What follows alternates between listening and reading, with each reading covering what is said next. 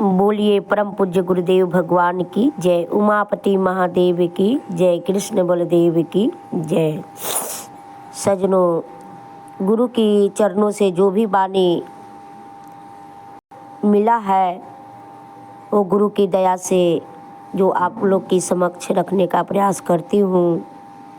प्रिय सजनों, हम भारतवासी हैं, बड़ा सौभाग्यशाली हैं जो भारतवर्ष में, भारत देश में हम जन्म लिए हैं, भारत की मिट्टी में पले बड़े हैं।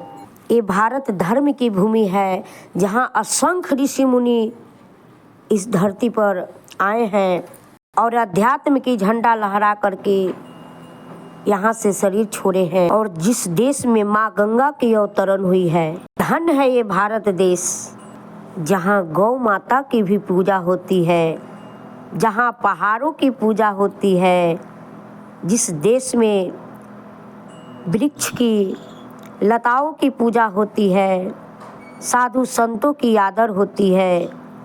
इस भारत भूमि पर ऐसे ऐसे तपस्वी आए हैं कि माँ गंगा के इस धराधाम पर उतारे हैं।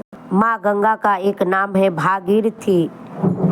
वो भागीरथ की गंगा जो अपने पूर्वजों के उद्धार के लिए वो तपस्या करके माँ गंगा का इस धरती पर लाए हैं।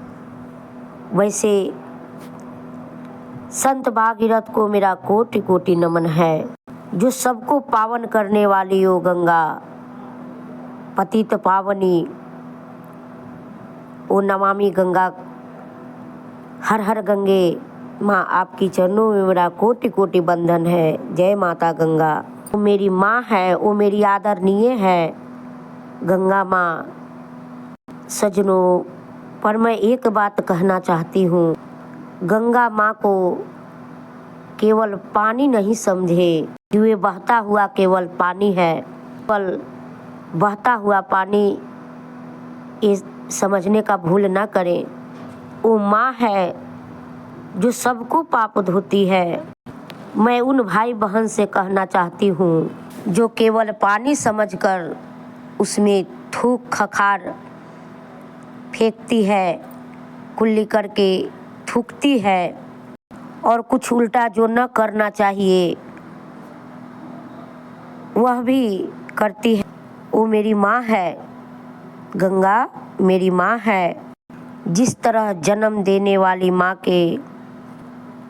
के गोद में छोटा बच्चा लैट्रिन बाथरूम कर देती है और माँ उसे धो देती है, उसी तरह वो मेरी गंगा माँ है। पर सोच के देखिए सज्जनों, हम बच्चा तो नहीं है। जब तक मेरा होश नहीं रहता है तभी तक हम माँ का गोद में लैट्रिन बाथरूम करते हैं। जब होश हो जाता है तो हम नहीं करते हैं। अपने माँ के गोद में हम नहीं करते हैं क्योंकि हम जान जाते हैं कि हम बड़ा हो गए, अब हमको समझ हो गया है। उसी तरह हम गंगा माँ को समझें, उसी तरह हम गंगा माँ से व्यवहार करें क्योंकि हम समझदार हो गए हैं। हमें समझ है कि कहाँ थूक फेंकना चाहिए। हम गंदगी नहीं फैलाएं, इतना तो समझ है। क्यों गंदगी फैलाते हैं? उन्हें माँ के तरह सम्मान करिए। वो हमारे आदरणीय हैं, वो मेरी जननी है।